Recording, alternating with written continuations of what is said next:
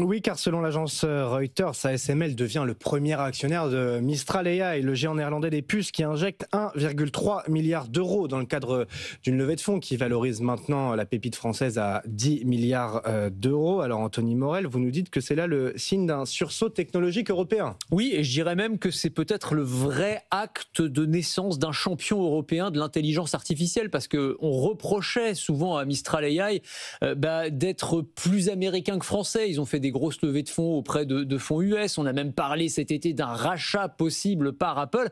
Et donc pour faire taire les critiques, alors là, ils n'auraient pas pu trouver meilleur allié qu'ASML. Je rappelle, ASML, c'est la plus grosse entreprise tech européenne aujourd'hui. C'est un spécialiste des machines de lithographie qui équipe Samsung, Intel, TSMC. En gros, sans ASML, il n'y a pas un smartphone ou un ordinateur qui sort des usines aujourd'hui. Donc c'est une entreprise qui est absolument stratégique.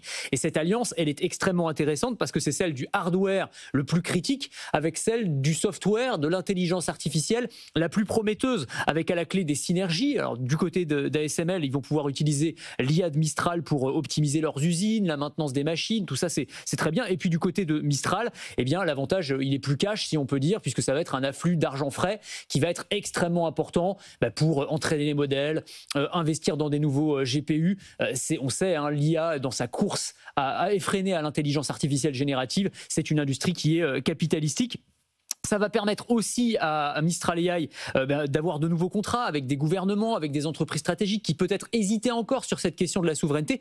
Et puis ça les rend aussi incontournables, ça leur donne une assise géopolitique si on peut dire. Parce qu'ASML, c'est une entreprise dont dépendent directement aujourd'hui les États-Unis et la Chine. C'est dire leur puissance et donc ça met Mistral un petit peu au centre du jeu. Alors tout en gardant la mesure quand même, il faut rappeler que Mistral, même avec cette valorisation à 10 milliards qui en fait la plus grosse entreprise IA européenne, reste encore toute petite face à Anthropic avec sa valorisation à 183 milliards et encore plus OpenAI à 500 milliards.